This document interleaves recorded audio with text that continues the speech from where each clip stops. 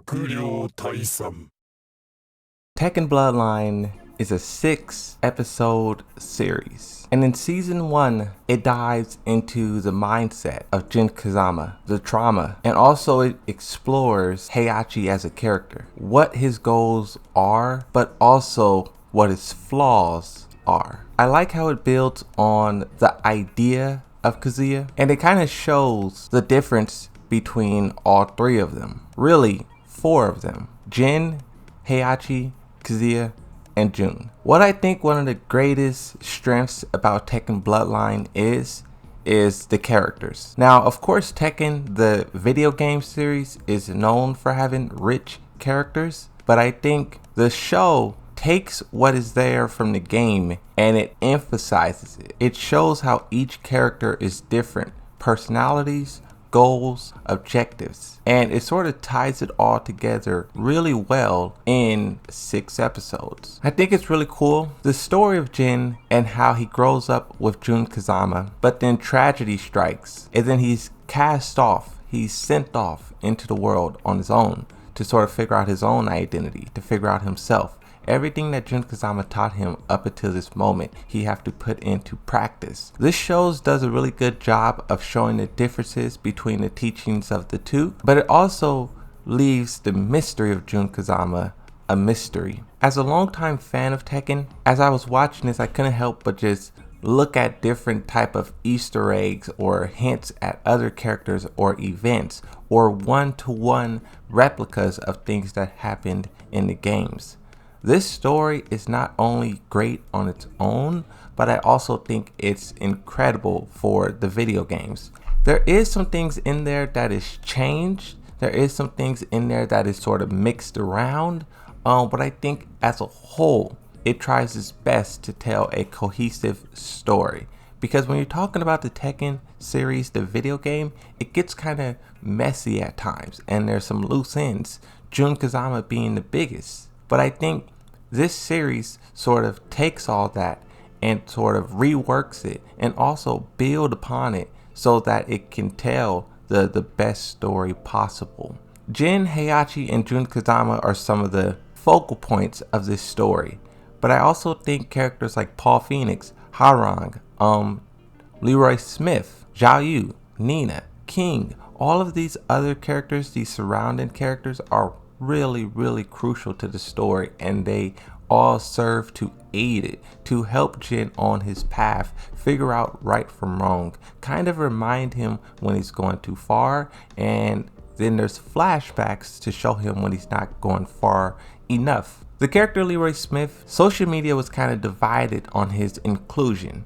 Why is he there? Is he retconning the story in a sense? When it comes to Leroy specifically, his role in the story is really crucial, more so than the others when you're talking about showing the wrongdoings of Heihachi. You also have a character like Julia Chang, who sort of adds to that later on in the series. Nina Williams. There's many different characters in here that aid the story in different ways. You have Paul Phoenix, Harang, and Zhao Yu. They all have their own stories and their own reasons for being there. And I kind of like how this show does a good job of acknowledging that, but also it keeps the story centered around Jin. There is some subtle curveballs and some subtle plot twists that I think is really good for the story, because Tekken is really predictable, not only if you played the video games, but if you just pay attention to the lore itself. One of the main flaws of Tekken, the video game series, is repetition, but the Netflix series kind of takes that repetition, takes key elements, key moments, it brings it all together. It blends it, mixes it, and then what you have is one story that ties together all the loose ends of the past. The character Ogre, I like how it's left largely a mystery. The motives is unknown. The only thing we know about Ogre is the danger, and it's kind of the same thing for Kazuya. Throughout the series, we get dialogue, we get scenes, we get a lot of examples of what this character could be, but we still don't fully understand what the character is or could do. People who know the events of the games, we fully understand, But as a new person watching Tekken Bloodline, I think this is going to make you wonder what this character is and who he is, and also what happened. I think Tekken Bloodline does a really good job of tying together the past, the present, and it makes you wonder so much about the future. And I think that's what the core of Tekken always is. Something will happen, an event will happen, and the whole community will be wondering what is going to happen next. I know what happens in the next games, Tekken 4, 5, 6, 7, but it still makes you wonder. You want to see it, you want to know it, you want to hear it. I think that's a very good thing that Tekken Bloodline does with all the characters. All of the characters, you get a little slice, you get a little something, but you want to see more of it. The 6 episodes kind of hurt it in a way because we don't really get that full exploration of every character. Yes, characters have their moments to shine and we get their personalities and their experiences, but we don't really get that full exploration of the character. A real one-to-one that expresses how they truly feel. The way the tournament operates is these people are invited. They're hand-picked, hand-selected from all over the world. In 6 episodes, I understand why they weren't able to explore, to explain, to show why these characters were picked, what makes them different from each other, and also why their stories are important. Because there was a lot of characters in Tekken 3 that didn't actually make it into the series. There was about 10 or 15 characters total, and those characters were handpicked for a reason, but 6 episodes couldn't really explain that reason. People who understand the game and the lore know it, but I think as a new person, you may wonder what the background on some of these characters are. It helps in the terms of Kazuya, Ogre, Heihachi, but for the supporting characters, I think it's kind of a flaw. The show did its best with 6 episodes, but at the same time, if it had more, it could have done a whole lot better. Overall, with 6 episodes, I think Tekken Bloodline did a really good job of retelling the events of Tekken 3. Not only did it tackle Tekken 1 and Tekken 2, Kazuya, and sort of hints at the rivalry between Heihachi and Kazuya, but it really sort of makes you wonder, as well as the characters inside the story, what happened there. There's a lot of question marks and mysteries, and I think seeing a potential season 2 explore that would be truly amazing. The only bad thing I can say is that we didn't get enough. 6 episodes just wasn't enough, and I hope the next time around we can learn so much more about these characters. Yes, there was some times where the dialogue delivery was off, or there was some things that was kind of cheesy or corny, but those moments was few, very few. And I think the animation style, the fight scenes, the way the Tekken Bloodline uses real moves from the video games into the show.